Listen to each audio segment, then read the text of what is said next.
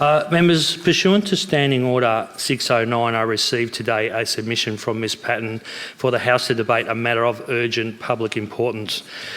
The matter sought to be debated relates to the operation of Crown Casino. Understanding orders, if the President is satisfied that the matter is of such importance as it warrants urgent consideration, the matter must be dealt with as a priority over all other business.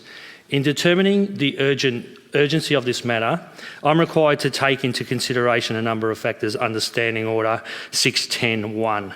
I consider Ms Patten's submission meets some of the criteria, including the matter is of recent occurrence and is being raised at the first opportunity since the last sitting.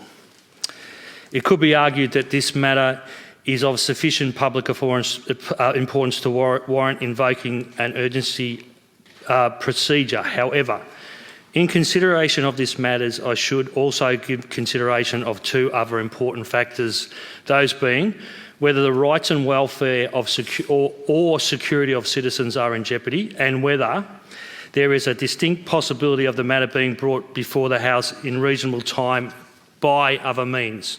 Firstly, I'm not convinced that the subject of the proposed motion by Ms Patten is one of which rights, welfare and security of citizens are in jeopardy to warrant an urgent motion.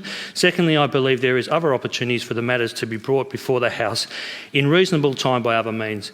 Ms Patten may move by leave motion today. Ms Patten may alternately give notice of a motion to be debated on general business Wednesday. Ms Patten may also raise these matters during questions without notice and adjournment debate. Therefore, there are other means by which this matter can be investigated. In fact, I note in the supporting documentation that Ms Patten's letter that the matter is already been referred to the Victorian Independent Broad-Based Anti-Corruption Commission by the Federal Independent Member for Clark. This would also suggest that the matter is not sufficiently urgent for this House to consider today. Accordingly, while the request meets the criteria on some levels, on balance I'm not satisfied that the subject matter should proceed to debate as a matter of urgent public importance. Ms Patten, on a point of order. Thanks, President. It was just actually a point of clarification, if I may. I'm interested in this one, so... Okay, thank you. You set a bad precedent. As you mentioned, my motion met some of the criteria, but you ruled that it didn't meet all 5 points of the criteria. So just as a point of clarification, a motion of urgency must meet to your satisfaction, must meet all five of the points of criteria that are in the standing orders?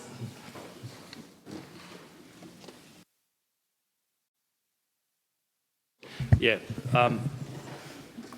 and I am obliged to consider all 5 points, but I have formulated my opinion on the criteria that I've outlined today. And I think, Ms Patten, that might be a point of clarification, might be a point of disappointment, which will be a new one as well. And if I can share my disappointment in that, I'm a little bit disappointed that parts of your letter appeared to me before I got to address it was actually published in a mainstream newspaper, and I'd like to flag my disappointment in advance. Getting my crystal ball out, that I like my disappointment in advance that if I, in any form of media, whether it be social media or mainstream media, that I'm accused of being part of a protection racket for an international crime syndicate, I'll air that disappointment. So maybe we'll just share each other's disappointment and hope we both move on very quickly. We move to question time, and I call Mr Davis. President, my question is to the Leader of